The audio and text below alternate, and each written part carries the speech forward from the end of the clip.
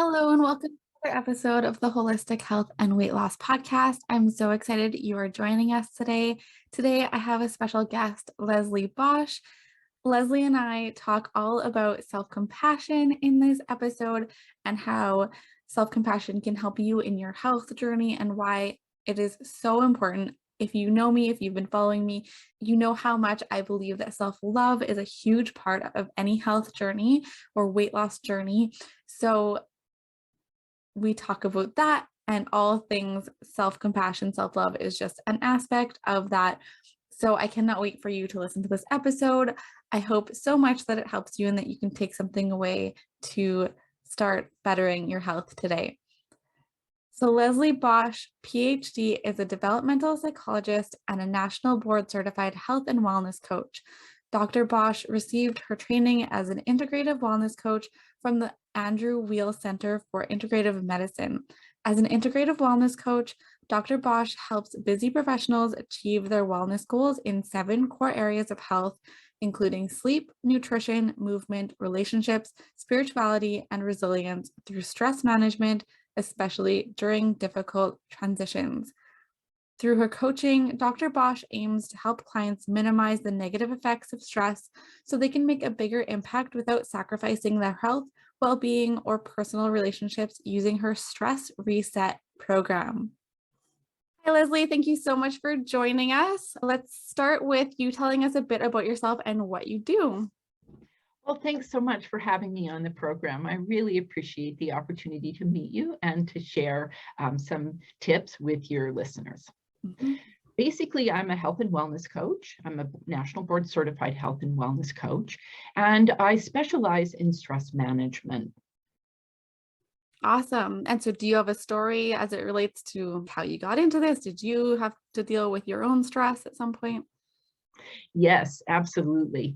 Well, many Americans, before I became a coach, I was working long hours in a very demanding job. And unfortunately, I wasn't really managing my stress. In fact, I really didn't even know what stress management was.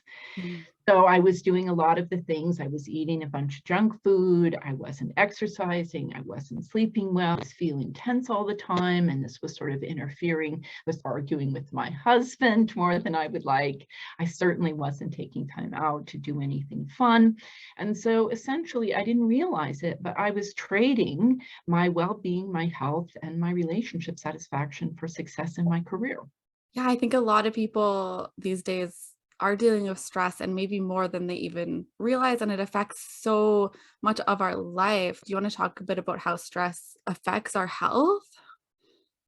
Yeah, I think that this is something definitely that you can relate to in your practice. I think that, scientists are really beginning to understand that stress or a stress response, a chronic stress response, really underpins many of the chronic conditions that people have, heart disease and diabetes, and these types of health conditions that a lot of people actually succumb to prematurely because they really don't understand. And, scholars and doctors either didn't really understand this connection between the stress response and the impact on your body.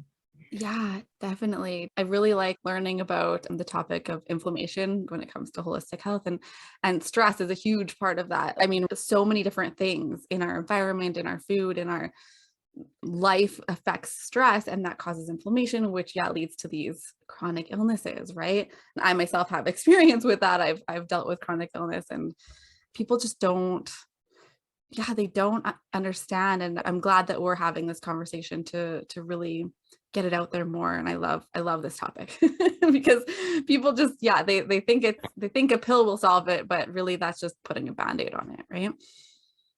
Exactly. So fortunately for me, what I did was I stumbled across a wellness class offered through the Andrew Weil Center for Integrative Medicine. Mm-hmm. And basically an integrative approach recognizes the interdependence of 7 core areas of health: sleep, nutrition, movement, relationships, resilience, spirituality, and environment. Mm-hmm. So during the class, I was inundated with all the scientific evidence supporting, again, a lifestyle Mm-hmm. that is supportive of health, and also, like you said, to reduce inflammation. Mhm. And not surprising, throughout the course, my entire job was to clean up my act, basically, in all these 7 core areas of health, which I really did. Yeah. And one of the biggest areas, of course, was in the area of stress management, because Yeah. there's so many things that we can do in an effort to try. And yeah, a lot of things that we do come from what we say to ourselves, right? So it's that mind-body connection. A lot of people don't understand how their thoughts impact their physiology. Yeah, definitely. So then what kinds of challenges have you helped your clients overcome as it relates to stress and this stuff? Well, actually, there's so many things that, a lot of times clients come to me because they're in the throes of a very stressful situation, right? Maybe they're transitioning to retirement, or they just found out that they have a health crisis. They just got a cancer diagnosis. Some come because they're trying to pass a high stakes exam. Others are trying to make really difficult decisions. Should they move or should they get a divorce? They're adjusting to a new leadership position, or they're negotiating a raise, or they're working with a difficult boss, or basically they're just even, I've had people come, they're trying to care for sick parents, and people have come because they're having difficulty sleeping. Of course, as you know, stress can really impact your Yeah. ability to rest. Mhm. So, and a lot of people have come just because self-care, making that a priority and making all those lifestyle choices are really challenging. Yeah. Hey, so sorry to interrupt. I know you're enjoying the heck out of this episode. I just really wanted to tell you really quick about this weight loss recipe book that I created for free just for you. If you are looking for recipes to help you on your weight loss journey, this is the recipe book for you. It has 8 easy and delicious healthy recipes, some quick tips to kickstart your journey, and 2 templates for your meal plan and food journal. If you are interested, if you are looking for healthy, delicious, and easy recipes, go to courses.samanthacasbrook.com/recipe book, or go in the show notes and click through the link to get your copy now. Okay, back to the episode. So then what are your top tips for dealing with this stress? Well, it's so great because I mentioned one of the biggest areas that I made improvements in was this area. And I created my stress reset program, which basically consists of 5 science-backed strategies that work together, basically to help people optimize their response to stress, so that no matter really what's going on, they can remain calm, cool, and collected, and bring really their best creative problem solving to the challenge at hand. Because as you know, stress is never going away. Without it, we probably wouldn't get anything done. But how you respond optimally, this is really what can be improved and cultivated. Mm-hmm. Okay, so can you give us any of those 5? Go. Absolutely. Well, one of them that I really wanted to share with your listeners today really is self-compassion. Mm, Well, self-compassion really it involves giving ourselves compassion in the same way that we would give others compassion, really, especially when they're having a difficult time, when they fail, or when they notice something about themselves they don't. yeah, yeah. When we're feeling stressed, we're often feeling inadequate and insufficient in some way. And then self-love comes in, right? I'm also huge into self-love practices and how that can really help your journey, and that's all part of self-compassion, right? So how can self-compassion help people achieve their wellness goals? Well, the thing that a lot of people think that it's, again, if we think about it, we always have things that we're trying to achieve. And then when we don't achieve those things, we notice that gap. That's really stressful. And Mhm, the question is sort of, what do you do when you fall short of the mark, right? mhm, And mhm. self-compassion is something that can really help you when that happens, because a lot of times people can be really tough on themselves, Mhm. and they can beat themselves up, and they can criticize themselves harshly, and they can even despair and think that they can't do it, right? That they're Yeah, insufficient. yeah. And, a lot of us do this because this is sort of just how we were trained, thinking that if we just were hard enough on ourselves, we could just really whip ourselves into shape. Mhm. And, sort of thankfully, really researchers have tested this assumption to see if it works or not. And the truth is, it really doesn't work as a strategy because it makes us weaker in the face of failure. It makes us more emotional, and it makes us like less likely to learn from our mistakes and our setbacks. Yeah, I totally agree with that. And you see it when you're working with clients and even in your own, or at least I have in my own journey too, right? And you're right. We're so hard on ourselves. And yeah, I agree. Self-compassion is so important. I'm all about I preach creating a realistic, healthy lifestyle that allows for humanness is what I always say, because we are human. So allow for that. Don't beat yourself up because, you had a setback or grabbed fast food on the way home or whatever the case may be, right? Like people, and they have this all or nothing mindset too, where it's like, okay, I grabbed fast food for lunch at work and now, well, the whole week is off. So I'll start again on Monday. It's like, right? No, just keep going, like, use it as a learning opportunity. Yeah. Exactly. And that's so it sounds a lot of what you're teaching your clients is already what self-compassion is. Mm, Because researchers say it has three components. And by the way, I put together a companion guide for your listeners, and they can get that. You're going to provide the link at Bosch Integrative Wellness /self-compassion. So they awesome. don't have to try and take notes or anything. Everything is there for them, and they can see the three components, and they can see how to use it. And they can also see some practices that they can use to cultivate self-compassion. Awesome. So, but the first element you said is really about mindfulness. And this is one of the hardest things to do because our thoughts happen so fast, instantaneously, and automatically. And so it can be really challenging to catch sight of what people are saying to themselves. Mm-hmm. This is why a lot of meditation practices are helpful, because they help you to put some distance between your thoughts and your response to your thoughts. And you can start to think about your thinking. And you can Yeah. start to think more critically about whether or not those thoughts are serving you. Mm-hmm. Mm-hmm. And also, it's really important too that a lot of people when they're feeling negative thoughts will tend to try and suppress those thoughts. Or like you say, they'll tend to let them get carried away. In other words, if they feel angry, they might have an outburst, right? Mm-hmm. Or they might go ahead and grab the junk food, Mm-hmm. right? In Mm-hmm. order to soothe themselves, right? Yeah. So basically, with mindfulness, you're really trying to just say, okay, I'm having a moment now, but I'm breathing and I'm not going to do anything rash, right? So it just helps you to sort of take a beat and say, I'm having a moment and that's okay, right? I'm Mm-hmm. going to still do the right thing, as it were, or my plan or whatever, right? Mm-hmm. And then you mentioned the second component, which is really about common humanity. This is really where you say, yes, I'm a human being. And sometimes, I fall down, I have to pick myself up and get back on track. Mm-hmm. Mm-hmm. Yeah. And I really shouldn't feel that this is somehow makes me a bad person because I'm having these struggles. I'm definitely in a learning curve. This will take time to cultivate new habits. Old habits will tend to will have more power in the beginning. New habits will have more power down the road. And I just need to stay inside of my transition from the old to the new. Mm-hmm. And then, of course, the last one, like you're saying, is really the element of self-compassion or self-love, where we really befriend ourselves and we say, they even recommend, calling yourself by a term of endearment, darling or sweetheart, or, beloved, really to say, I'm here for you, I love you, again, like you would with a child.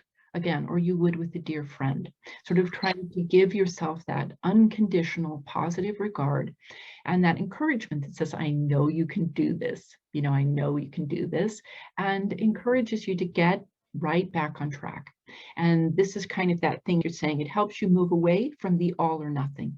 And Yeah. let you say, okay, I stumbled, I get right back up, dust myself up. Where am I going? Where's my goal? And I get right back on track. Mm-hmm. Yeah, I'm a big fan of, like I said, self-love too. It can be so powerful. All of this can be, but commenting on self-love, because I think when you love yourself and respect yourself and appreciate your body and all these things, it just motivates you to want to treat your body nourish it and fuel it in healthy ways, right? That's what I've found. Absolutely, absolutely. When you have that sense of how precious you are, how precious your life is, or how precious the things that you care about are, how precious your body is, because it's your one and only body that you're ever going to get. And Yeah. there's nothing you can do. You can't go and trade it in and get a new one like you Mhm. can with your car. So here again, it really is that whole thing about recognizing, again, the ounce of prevention versus the pound of cure. Yeah, I love that. And like you said, befriend yourself and treat yourself you would like a child. It's like for your child, think about it as your own child. Wouldn't you want your child to eat healthy, right? Or create these healthy habits and live a healthful lifestyle, right? Exactly, So exactly. powerful. Mhm. And I think the biggest thing is that, again, a lot of times we just do things with ourselves and we don't think to intervene, as it were, on our own behalf, in Mm, the same way that we would intervene on behalf of a child or on behalf of a friend, yeah. or on behalf of a pet. We would see, oh, I should do something. But with ourselves, a lot of times it's hard to see, oh, I should do something to help myself right now. Yeah, yeah, and especially as a mom, and I work with a lot of moms and talk to a lot of moms, and we like to put ourselves last, right? Like Yeah. the kids come first, and then the husband and the house, and the mom comes last, or at least in our heads, right? Yes, and I think that is so true. Those are societal norms. So this is Yeah. again another thing that I sort of work with clients with, is to help them recognize that there are some societal norms that they are agreeing to go along with, that maybe they should get a little rebellious and say, no, I'm going to pen some new norms for myself. Yeah, yeah, I love that. So then on like the flip side, kind of how can negative emotions lead to unhealthy behaviors? Yeah, that's the thing, right? Science has demonstrated that when people are feeling positive emotions, they're more apt to engage in healthy behaviors. When they're feeling negative emotions, they're more apt to engage in unhealthy behaviors. Mm, So, this is why emotion regulation is really critical. mhm, Keep yourself sort of feeling good about what you're doing. Like you mentioned, love. Love is, scholars, positive psychologists have actually studied this, and they have identified 10 emotions associated with flourishing. So mm, you want to make sure in your life that you are cultivating um, that ongoing connection to those positive emotions. And some of those are definitely the one you mentioned, love, mhm. love. And there's also curiosity and awe and joy and fun and gratitude. These are some of the other emotions that you really sort of want to be cultivating in your life to keep you, again, not stressed. Yeah. Right? Yeah. Negative emotions are extremely stressful. Yeah, so you said that the research does show that negative emotions can lead to these unhealthy behaviors. Can you tell us a bit more why that is, why that happens? Yeah, I think that if you think about it, even yourself, just in your own experience, right? You know that I think sometimes some of this has to do again with your conditioning as a child. What happened? Sometimes, especially if you're talking about stress eating, sometimes if you were a child and you cried and your mom gave you something to eat, then you make the connection that if you have tears, then you need to Mm, have a snack right. in order to make the tears sort of go away, right? Mhm, mhm, So sometimes it's again cultivating these new habits where you would say, or if your mom, when she was upset and stressed, would yell at you and send you to your room, then again you get the message that, well, if you're upset, well, then you yell at people and you punish them, right? mm, So the point is, a lot of these things are just kind of, as children, we don't know what to do, right, in the yeah, world, right? So we're constantly sort of being schooled in what to do when we're confronted with things. And that's why, again, we know that the biggest thing for folks to do if they're struggling is, again, not to beat themselves up, but to recognize that maybe the strategies that they received when they were younger just aren't best practices. And basically there's so much more has been learned in the world, right?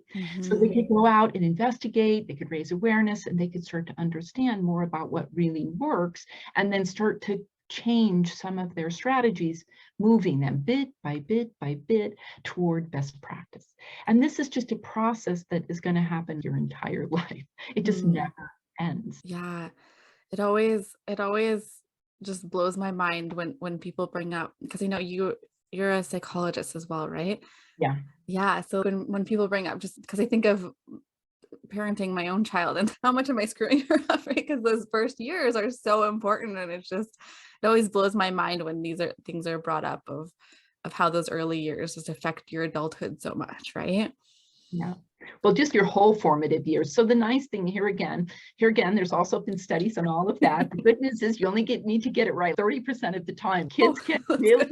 Kids can really come to understand it. You can always revisit, and they can, again, it's this constant sharpening of the saw ongoingly, right? Where you just keep up leveling your skills, up leveling your skills, up leveling your skills. Where Yeah. people get into trouble is when they stop doing that, when they Mm, sort of sense, okay, I'm done. yeah. And that's really when you get into trouble, because really, again, best practice is constantly evolving, evolving, evolving, developing, Yeah. cultivating. And that's all as human beings we can do. Yeah. Yeah, I love that, and it's so true, and that goes into every aspect of life, right? Having this growth mindset, right? You hear a lot of this growth mindset, but that goes into, eating healthy and your healthy lifestyle too. People choosing these temporary diets that aren't because they want a quick fix, but really you if you're doing it properly and in a healthy way, it's something that you're going to continue working on throughout life. It's never going to be this perfect healthy lifestyle, right? It's going to take work constantly throughout life, and your body's going to change, and you're going to have to change to with those changes, right? Like, does that make sense? Yes, it totally makes sense. Life is going to constantly, this is one of the things as a developmental psychologist that I really understand, which Mhm, is life is always, we always hope that we're going to get to that place where it's smooth sailing, but mhm. it's never going to come. It's always going to be one challenge after another, and we'll constantly be adapting, adapting, adapting. And so, like you said, again, your attitude towards change, if you have a growth mindset, is going to help you a lot. Again, it's going to lower your stress because you're going to say, this is life. Here I Yeah. go, Yeah. developing, growing, learning. Let's do this thing, right? Yeah. Another opportunity to, again, cultivate another avenue, right? Mhm, mhm. So what advice would you have for someone who's really wanting to get in that growth mindset, but is struggling? What can people do to help themselves when they're in the throes of Yeah. change? Yeah. And I would have to say that, you and me, the number one thing that we would say is get somebody on board with you to help you do it. Somebody on board to help you negotiate the challenges. Right. Don't try to just go it alone, because Mm, it can be really challenging, number one, to maintain your commitment, but number two, to catch sight of yourself and what the tweaks are that you need to make. Often I find with my clients, they're surprised at sometimes little tweaks can make huge differences. But if you're mhm. not really sure what you're looking for, and you don't really see where the stumbling block is, then it's really hard to remove it. Whereas somebody who doesn't know you and who is looking for the first time and helping, having different fresh eyes, right, that Mhm. don't have a stake in the game other than to just help you get what you want, can be easier for them to spot it, easier for them to help you conceptualize it, get a plan, and start working your plan. So Mhm. it's always a really good idea to surround yourself by supportive people who can help you with Yeah. your change. And the nice thing about it is we know it's not forever. It's 3 to 6 months to build a new habit. And then Mhm. you get traction and you get off and running. Mhm.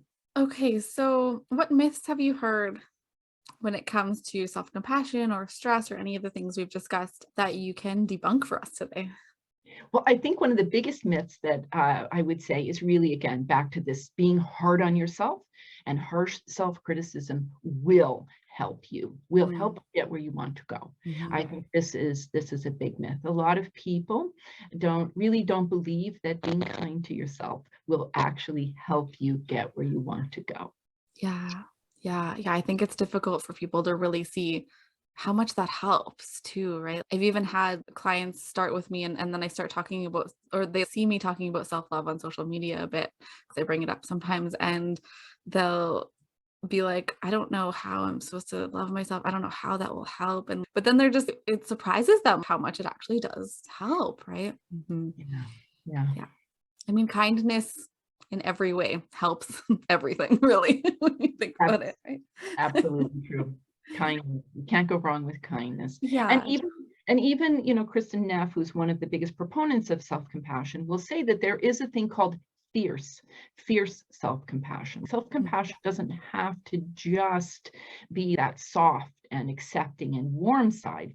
It can also be like, and so we're going to do what we know we need to do, the Mm-hmm. discipline side as well, right? Mm-hmm. I think the other myth that we pretty much debunked is really, again, that self-sacrifice is the way to get ahead. Mm-hmm. Because ultimately, if you burn yourself out, you can't be there for others. So here again, thinking that you have to do everything at your expense is, again, a myth that should be debunked. Yeah, the whole you It can't should, pour from an empty cup, right? yes, yes. Yeah, It yeah, really does need to be a profound act of collaboration in which your needs are also included in the dynamic. yeah, absolutely. I completely agree. So, if listeners could take one thing away from this episode, what do you think would be the most important thing? Well, if they could take one thing, I think that the biggest thing, again, is the importance of being kind to yourself.